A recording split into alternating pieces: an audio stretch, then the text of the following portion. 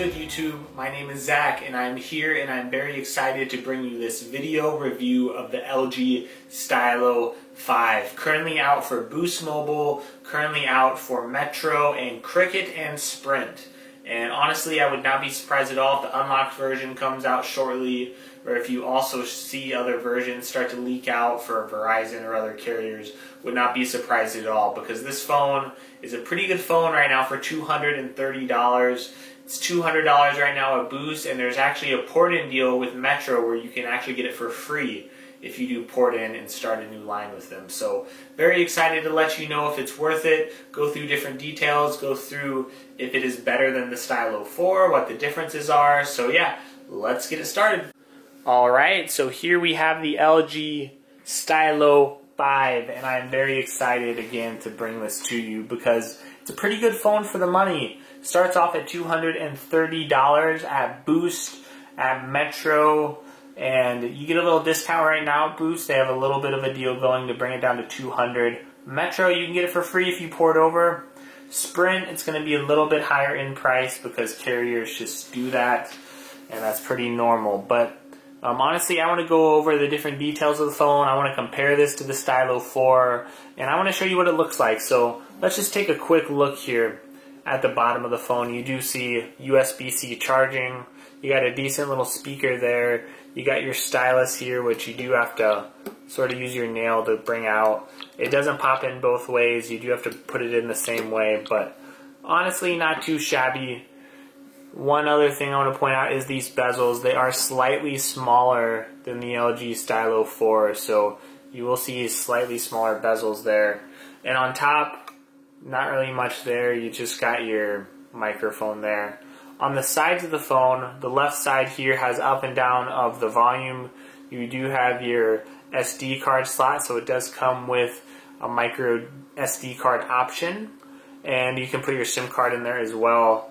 And you got your power button on the right side. So on the back, if we turn to that, you will see here you do have your fingerprint scanner and your camera. Not a lot has changed from the Stylo 4. It's very similar. So we just want to, I'll get into that in a little more detail here. But first, I do want to start off by just going over the basic specs of the device. You know, a device is made up of its specs.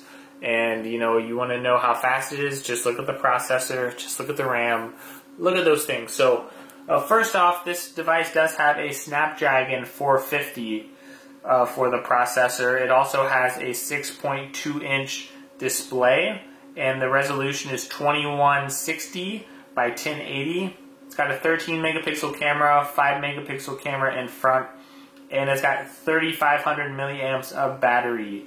So, what do I think of those specs? Well, I think some of you will be a little bit disappointed if you compare this to previous devices. Maybe you compare this to the LG Stylo 4. Well, the LG Stylo 4, the one thing I will say in the LG Stylo 4, it had the same processor. Every version had the same amount of RAM. They all had 3 gigabytes of RAM. Except for the Boost version. The Boost version was a little weird, and the Metro version as well. The Metro version only had 2 gigabytes of RAM. So if you have Metro, this would be a very welcome upgrade. This is the Metro version that I'm currently reviewing. So it's very similar, though. It has the same amount of RAM as the Cricket version, as the Sprint version, and as the Boost version. So if you're with Boost, if you're with Metro, you might be excited to see this new RAM. You'll also see Android 9 is on here, which is a wonderful addition as well. So you'll get newer software. If you're coming from the Stylo 4, you'll get the same processor. Most of you will get the same RAM as the unlocked version or as the Cricket version had. And also you'll get same processor, same RAM, same camera, same stylus, almost the same design. So what's really different between the Stylo 4 and the Stylo 5? Well, honestly, that just comes down to a couple things. One, it does have Android 9.0, so I don't really know if the Stylo 4 will get Android 9.0. I'm not sure. A couple people said yes, but there was nothing really to back them up. LG's history is not good with updating the Stylos, so I wouldn't be sure. So will it get Android 9.0? I don't know. So you have it here. That's a good upgrade. You also have 3,500 milliamps of battery life. The Stylo 4 had 3,300, so you're getting a 200 milliamp battery life jump. That's decent, so you'll get a little more battery, you'll get Android 9.0, and for most of you, that's about it for the upgrades, right? It's not very different than the Stylo 4. But some of you, I will say, this is the Metro version, and it does have NFC. I haven't confirmed yet if NFC is on the Cricket version or some other models, but that is a wonderful thing to include, so I am happy about that. Hopefully it is on the Cricket model. Hopefully it is on some other models. I haven't been able to confirm yet. So that's a good thing. So you'll get NFC most likely for most of you. You'll also get a little more battery and Android 9. Now if you were on the Boost or the Metro, again, you'll get a little more RAM too. So those are the differences between the Stylo 4 and the Stylo 5. But let's get into it. So performance. Does this device perform well? So first off, apps that are very demanding, I always think of the CNET app that is very demanding, and I will quickly say my Metro service is not great in this area. I'm in a small town, so I'm going to throw it on Wi-Fi. So if I open up an app like CNET, CNET typically takes a little bit longer to load, and in my experience with this, it does take a minute to load, but I had the Snapdragon 450 in the Moto G6, and it was very laggy in this app. Now, I don't know if it's updated since then, but it performs surprisingly well under a heavy workload in apps like this. It does just take a little longer to open up, but when apps do open up, when I open up ESPN, it takes a second, but it's fairly responsive, so it doesn't seem too slow with performance when I've used it. Like I said, I've been using this for about the past week, and honestly, things have loaded up fairly well for me. Best Buy typically takes a little longer than this to load in a lot of phones, so I don't know if the software is just fairly optimized for this device, but things seem to load pretty well for me. So I didn't really have a ton of issues with lag and things like that. Now, gaming is obviously not going to be the strong suit of this device. You're probably going to have to game on low settings if you're playing something like PUBG or things like that. But actual day-to-day performance where you're just opening up your settings, you're multitasking, you're going back to Best Buy, you're doing different things, that seems to be pretty quick and doesn't seem to be something I have a ton of issues with. If I pull up the Google News feed, which I do often, I will see, seems to load pretty fast, right? Things are coming in and I can load things very quickly, so that's definitely good. So performance seems to be relatively good on the device. So even though it does have a Snapdragon 450, I have to say I'm pretty impressed with how it performed in my experience. But again, temper your expectations here. It will be slower than the Moto G7. It will be slower than some other devices like the Moto X4. It will be slower than any device really that has a Snapdragon 630, 636. It will be slower than those devices. Now, this device is very similar to the Moto G6. So the Moto G6 also has a Snapdragon 450. Now you might wonder, why would I get the Stylo over the Moto G6 if it has the same processor? Well, for one, the software was pretty optimized to me on this Stylo, which is nice. And the Moto G6, yes, you can find it dirt cheap, but these discounts with Best Buy, you have to activate with the carrier. You get charged activation fee. Right now, you can find it for $159. So why spend an extra $70 on this? Well, for one, you get a stylus, you get a bigger screen, you get a nicer display than the Moto G6. And honestly, I think the software is a little more optimized on this. People with the Moto G6 have been complaining of stuttering and stuff like that. So I would say this is a little bit of a better buy, honestly, in my experience. So the performance is relatively good. As far as battery life, the Moto G6, for example, comes with 3,000 milliamp battery. Most phones do. The Moto G7 comes with that. This has 3,500. So to give you a good idea, you're going to have, I would say, a pretty good battery life. So when you do the math, 3,000 by 3,500, you're looking at about a 15% difference in this battery versus something like the Moto G7. So it is going to have better battery. So if you're deciding between a $300 phone, a lot of those $300 phones all come with 3,000 milliamps. In fact, most phones that I know do. My Pixel 3a has a 3,000 milliamp battery. This right here has a little bit more than that. But this is going to have a little more juice in it. So definitely a good battery life. It definitely got me through the day, no problem. Now, outside of battery life, it does have a really nice display. So if you decide you want to watch things, if I go to ESPN, maybe you want to watch them, you can see it's going relatively smoothly through these things. Someone called Eli Manning better than Brady. That makes Ryan Clark pretty sick. So I'm a sports guy as well, so you could see things, they're playing relatively smooth. I'll turn it up so you could hear the speakers.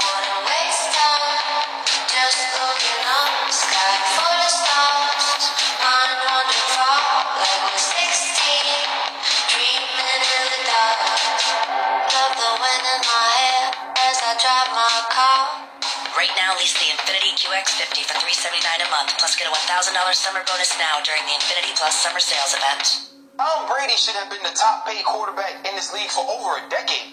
Tom Brady should have made more money throughout his career than any other quarterback that's playing this game.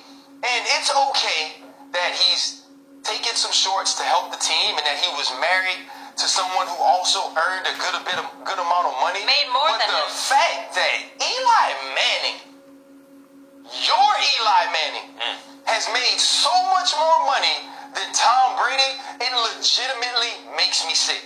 Like, I know you walked in yesterday and you kind of had an ill feeling. You had a tough weekend. You didn't know what was going on. You didn't know if it was food poisoning, if you got a little bug, if you had got a virus. When I received the email So you see here, performs relatively well as far as the speakers. They're pretty good in my mind for the money.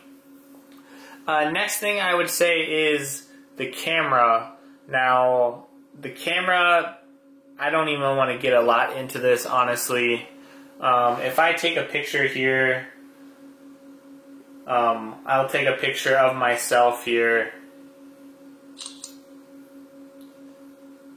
And if I take a picture, now I was moving the camera, you could see it just, it's a little blurry, right?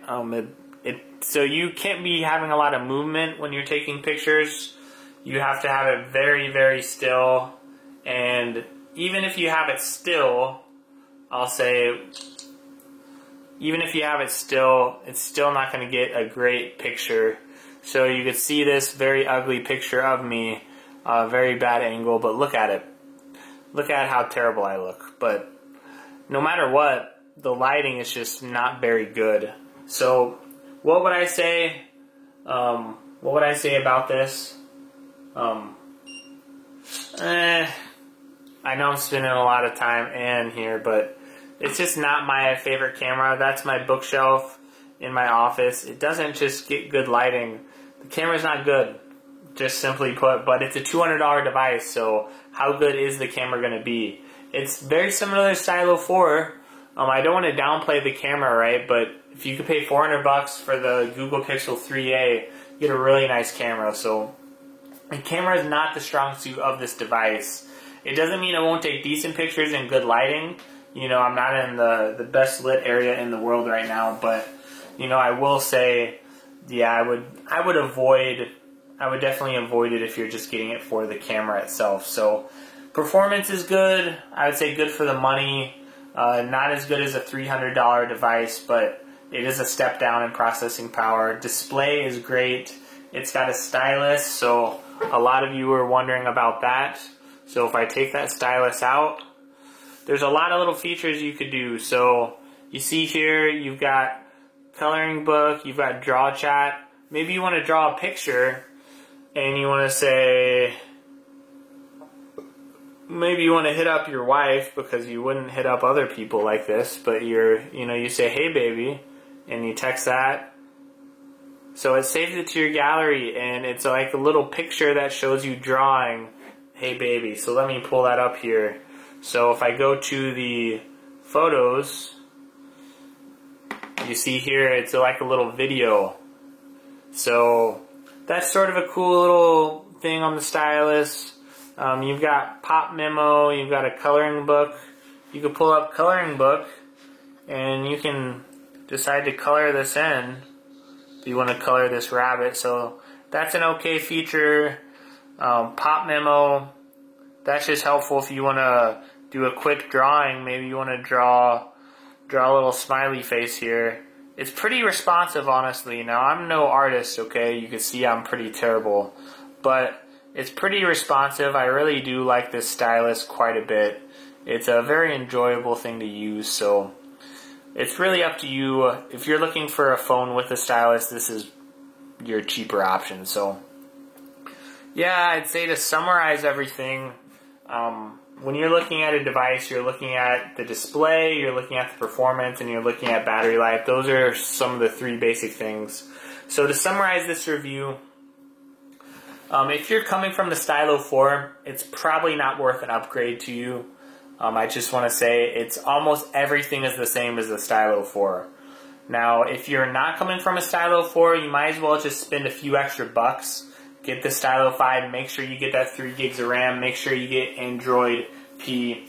But maybe you're not coming from that. Maybe you just want to find a good deal on a mid-range phone and you're wondering if this is it. Well, for this device, is this a good deal? I would say it's a good price for $230, but it really depends on if you want that stylus, right? If you like the stylus, this is a great device for the money. If you don't want the stylus and you don't really care about the stylus, you might as well go with something like the G7 Power, which will have a faster processor, or you might as well go with something like the G7 itself. You spend around $250, $300, you're going to get, I would say, a better device that's going to be faster. It's going to be an overall beast. And the G7 Power has 3 gigs of RAM, but it has a 5,000 milliamp battery. So for about the same price as this, you could get an unlocked phone that's not locked to a carrier, that has incredible battery. So the thing that's more appealing about this is the screen size. It's the stylus. That's probably the two big appeals of this device. So you get a little bit slower performance, a little worse camera, I would say, but you get that stylus and you get a really nice display. So it's honestly, that's the one other thing. It's a little nicer display than a phone like the Moto G7 Power. So are you going to want this device? Are you going to buy it? Let me know in the comments. Would I recommend it? I would say it's a good phone for the money, but again, you just have to consider where you're coming from. If you are looking for a Note alternative, this is the only really phone out with the stylus outside of the Stylo 4, so this is a decent alternative, but you will get, much slower performance from it. But as you can see, I mean, slower performance, I think our standards have gotten really high when we're spending $1,000 on a phone, because, this is flying through menus and it's able to do quite a bit of stuff, right? So I would say it is going to be slower, but honestly, it's going to do mostly everything you want. So if you're okay with a little bit of a worse camera and you're okay with a little slower performance, I think this is a good Note alternative. So let me know what you think in the comments. Let me know what you think, if you're going to pick it up, if you like it, if you don't like it. If you are on Cricket and you have the Stylo 5, let me know in the comments. If you have NFC, that would be helpful to let people know. And yeah, hope you enjoyed this review. Feel free to go to our website at www.androiddigest.com. You could follow us there. You can also go to facebook.com/TheAndroidDigest and give us a like on our Facebook page. And please subscribe to this video if you've gotten this far. It really helps us out. We're really trying to grow this channel and really trying to give you some great content. So thank you, YouTube, and hope you have a wonderful day.